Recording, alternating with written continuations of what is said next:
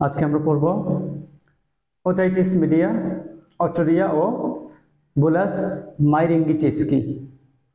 প্রথমে হচ্ছে otitis media. এই ছবিটা তোমাদের দিতে হবে না, তোমাদের বোঝার সুবিধার্থে এই ছবিটা দেখাচ্ছি। ওটাইটিস বা ওটাইটিস মিডিয়া কি? তোমরা জানো কানের কিন্তু তিনটা অংশ আছে।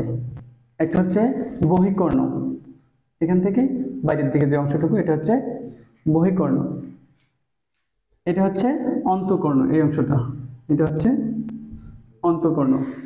আর বহিকর্ণ এবং অন্তঃকর্ণের মাঝখানে যে অংশটা আছে এটার নাম হচ্ছে মধ্যকর্ণ। এটা হচ্ছে কি? মধ্যকর্ণ।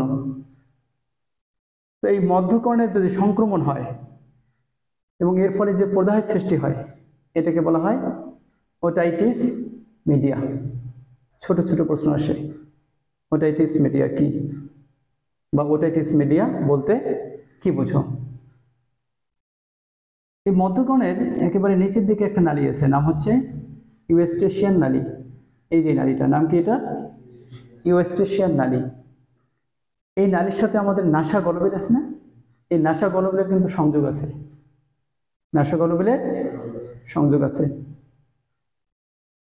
এখান থেকে এই ইউস্টেশিয়ান নালী অর্থাৎ মধ্যকর্ণ থেকে বায়ু ইউস্টেশিয়ান নালী হয় আমাদের নাসা গলবিলে আসতে পারে।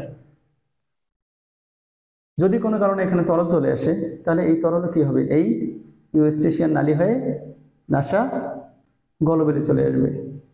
এর মাধ্যমে কি পানিটা এই মধ্যকর্ণ থেকে বের হয়ে আসবে। এই ওটাইটিস মিডিয়া শিশুদের খুব কমন একটা অসুখ, শিশুদের খুব কমন একটা অসুখ। এবং এই ওটাইটিস মিডিয়ার জন্য দায়ী হচ্ছে এই ইউস্টেশিয়ান নালীর ত্রুটি। ইউস্টেশিয়ান নালী যদি ত্রুটিপূর্ণ হয় তাহলে কি হতে পারে? Otitis media. এরপর যেটি রয়েছে সেটি হচ্ছে অটোরিয়া। এটা কি জিনিস? তোমরা জানো আমাদের কানে একটু পর্দা আছে, তাই না? নাম হচ্ছে টিম্প্যানিক পর্দা। এই যে পর্দা, এটা হচ্ছে কি? এই পর্দার নাম কি? টিম্প্যানিক পর্দা। যদি এই পর্দার মধ্যে ব্যাকটেরিয়ার সংক্রমণ ঘটে, ব্যাকটেরিয়ার সংক্রমণ যদি ঘটে তাহলে এই পর্দার মধ্যে ক্ষত সৃষ্টি হতে পারে। টিম্প্যানিক মেমব্রেন বা টিম্প্যানিক পর্দার মধ্যে কি হতে পারে? ক্ষত সৃষ্টি হতে পারে। এবং এই ক্ষত থেকে কি হতে পারে? ঘন পুঁজ বের হতে পারে এবং সেই পুঁজ এই যে কানের বাইরে দিয়ে গড়িয়ে পড়বে। এই ঘটনাকে কি বলা হয়? অটোরিয়া। এরপর আছে বুলাস মাইরিঙ্গিটিস। বুলাস মাইরিঙ্গিটিস এটা কি? অনেকটা অটোরিয়ার কাছাকাছি। অটোরিয়ার ক্ষেত্রে আমরা কি বললাম? এটা হচ্ছে ব্যাকটেরিয়ার সংক্রমণের কারণে ক্ষত সৃষ্টি হয়, পুঁজ বের হবে এখান থেকে, তাই না? আর বুলাস মাইরিঙ্গিটিস কখন হবে? এটা যদি ব্যাকটেরিয়া না হয়ে ভাইরাসের দ্বারা সংক্রমণ হয়। এখানে এই টিম্প্যানিক পর্দা যদি ভাইরাসের দ্বারা সংক্রমণ হয় বা ভাইরাস দ্বারা সংক্রমণ হয় তাহলে এই টিম্প্যানিক পর্দা কি তৈরি হবে? ফোসকা তৈরি হবে। কতগুলো ফোসকা তৈরি হবে।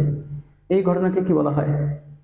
বুলাস মাইরিঙ্গিটিস। এগুলো ছোট ছোট প্রশ্ন হিসেবে আসতে পারে।